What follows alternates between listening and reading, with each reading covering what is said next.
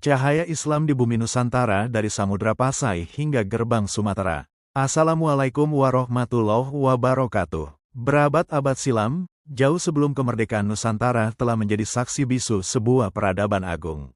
Bukan sekadar tentang rempah dan perdagangan, tetapi tentang sebuah cahaya yang menyinari jiwa, mengubah wajah masyarakat, dan mengukir sejarah. Cahaya itu adalah Islam. Samudra Pasai, gerbang awal peradaban Islam. Di ujung barat Pulau Sumatera, di tanah Aceh yang subur, berdiri megah sebuah kesultanan yang menjadi gerbang utama Islam di Asia Tenggara, Samudra Pasai. Sejak abad ke-13, para saudagar Muslim tak hanya membawa komoditas berharga, tapi juga syiar agama. Dengan kearifan dan persahabatan, Islam meresap melalui pernikahan, pendidikan, dan dakwah yang damai. Para ulama dan pedagang dari Arab, Persia, dan Gujarat bahu-membahu menyebarkan ajaran mulia ini. Samudra Pasai bukan hanya pusat perdagangan, tetapi juga pusat keilmuan Islam, tempat lahirnya ulama-ulama besar dan karya-karya sastra keagamaan yang masyhur. Dari Samudra Pasai, ombak dakwah terus bergerak ke timur, menyentuh tanah Jawa. Disinilah, 9 sosok karismatik yang dikenal sebagai Wali Songo tampil sebagai arsitek peradaban Islam. Dengan pendekatan budaya yang santun, mereka memadukan ajaran Islam dengan tradisi lokal, menciptakan harmoni yang indah. Sunan Kalijaga dengan seni wayangnya, Sunan Kudus dengan menaranya yang unik, Sunan Ampel dengan pesantrennya yang menjadi cikal bakal pendidikan Islam, dan Wali Songo lainnya, mereka bukan hanya mengajarkan rukun Islam, tetapi juga nilai-nilai luhur kemanusiaan, keadilan, dan persaudaraan.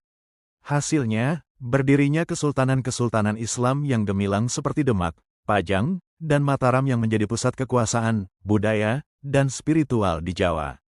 Tak jauh dari pusat-pusat peradaban Islam di Sumatera dan Jawa, Lampung, Bumi Ruwa Jurai, juga merasakan hembusan angin dakwah.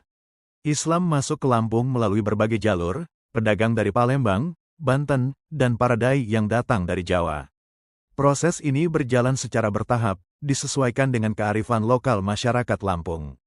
Salah satu jalur penting adalah melalui Kesultanan Banten, yang memiliki pengaruh kuat di wilayah pesisir Lampung. Para pangeran dan ulama dari Banten memainkan peran penting dalam penyebaran Islam di daerah ini. Selain itu, para penyebar agama dari Palembang juga turut berdakwah di wilayah utara Lampung. Islam tidak menghapus adat istiadat yang sudah mengakar. Sebaliknya, ia berpadu harmonis, membentuk identitas keislaman yang unik pada masyarakat Lampung. Nilai-nilai Islam seperti keadilan, musyawarah, gotong royong, dan kedermawanan menjadi bagian tak terpisahkan dari adat Piyil Pesenggiri yang agung. Hingga kini, jejak kejayaan Islam di Lampung masih terlihat jelas. Dari keberadaan masjid-masjid tua, tradisi keagamaan yang kuat, hingga nilai-nilai luhur yang dijunjung tinggi masyarakatnya. Ini adalah bukti bahwa Islam telah menumbuhkan peradaban yang berakar kuat, selaras dengan budaya lokal. Warisan abadi peradaban, pemandangan matahari terbenam di atas kubah masjid, anak-anak mengaji, masyarakat beribadah, dan berbagai kegiatan positif yang mencerminkan nilai-nilai Islam. Kejayaan Islam di Nusantara, dari Samudra Pasai, Wali Songo, hingga mengakar di Bumi Ruwa Jurai, adalah kisah tentang peradaban yang dibangun atas dasar keimanan, kearifan, dan toleransi. Ini adalah warisan tak ternilai yang harus kita jaga dan lestarikan. Kisah ini mengajarkan kita bahwa Islam datang membawa rahmat bagi semesta, menyinari jiwa-jiwa, dan membangun masyarakat yang beradab. Sebuah cahaya yang terus bersinar, hingga hari ini, di setiap sudut bumi Nusantara. Demikianlah sedikit cerita singkat yang saya rangkum dari berbagai sumber. Saya Hernantori undur diri dan mohon pamit, semoga cerita tersebut bermanfaat untuk kita semua. Tabik pun, wassalamualaikum warahmatullahi wabarakatuh.